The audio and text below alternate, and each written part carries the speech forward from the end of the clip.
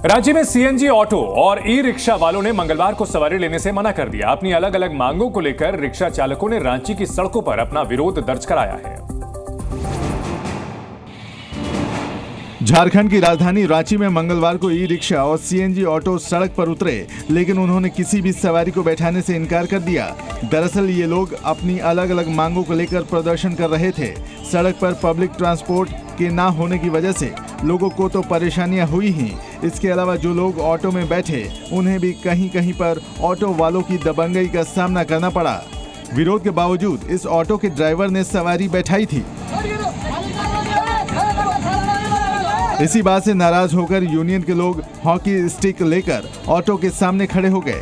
देखते ही देखते auto union के कई लोग इस ऑटो वाले को रोकने के लिए पहुंच गए। अपने साथियों का विरोध देखते हुए ऑटो वाले ने भी ऑटो साइड कर लिया और सभी सवारियों को बीच रास्ते पर ही उतार दिया। यह हड़ताल सीएनजी ऑटो वालों ने किया है। इन्हें पहले 16 से 20 किलोमीटर की परमिट मिलती थी, जो अब 3 किलोमीटर की रह गई है। इसके अलावा इन्होंने अवैध वसूली का भी आरोप लगाया है। जो अवैध वसूली होता है जगह जगह पे, उसको रद्द किया जाए। जमशेदपुर के चांडिल डैम में एक ट्रेनिंग विमान के मलबे को पानी के अंदर से निकाला गया है और इस हादसे में दोनों पायलट्स की मौत हो गई थी, लेकिन अब तक उस विमान का मलबा नहीं मिला था। हालांकि बीती शाम विमान के मलबे को गैस बलून से खींचकर पानी से निकाला गया। इस नारंगी रंग के गैस बलून की वजह से ही विमान का मलबा पानी से निकाला जा सका। ये काम आसान नहीं था, तभी तो इसके लिए नौसेना को बुलाना पड़ा। नौसेना के 15 सदस्यों ने 4 नावों की मदद से इस ऑपरेशन को अंजाम दिया।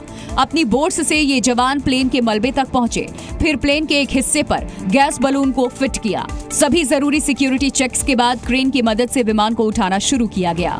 पानी में विमान उल्टा हो चुका था। जब वो बाहर निकला तो सबसे पहले उसके पहिए दिखे, फिर धीरे धीरे विमान का आधा हिस्सा और फिर अगले ही पल पूरे हिस्से को पानी से निकाल लिया गया। 1 हफ्ते पहले इस विमान ने सोनारी एयरपोर्ट से उड़ान भरी थी। उड़ान भरने के 20 मिनट बाद ये लापता हो गया।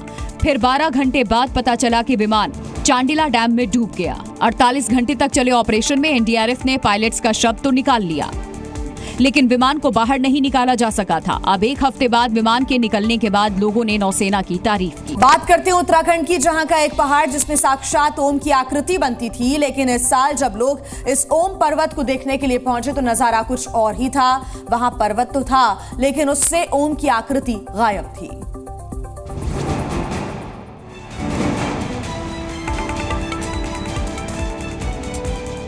उन्नीस 19,000 फीट की ऊंचाई पर मौजूद ये उत्तराखंड का ओम पर्वत है।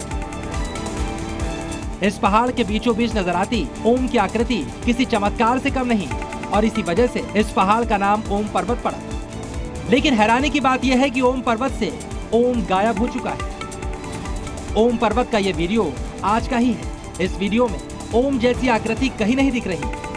अब आपके स्क्रीन पर ओम पर्वत की 2 तस्वीरें हैं, एक पुरानी और दूसरी नई। भारत चीन सीमा पर लिपुलेख दर्रे के पास मौजूद इस पर्वत से ओम के अंतर्ध्यान होने का कारण क्या है? इस प्रश्न का उत्तर है बर्फबारी का नहीं होना। बर्फ की चादर से ढका रहने वाला ओम पर्वत अब सिर्फ एक काले पहाड़ जैसा नजर आता है। पहले इस पहाड़ पर साल भर बर्फ जमी रहती थी, लेकिन इस बार अगस्त के महीने में ही बर्फ पूरी तरह से गायब हो चुकी है, जिसकी वजह से ओम की आकृति हट गई। किसी ने कल्पना भी नहीं की होगी कि एक दिन ओम पर्वत से ओम ही गायब हो जाएगा।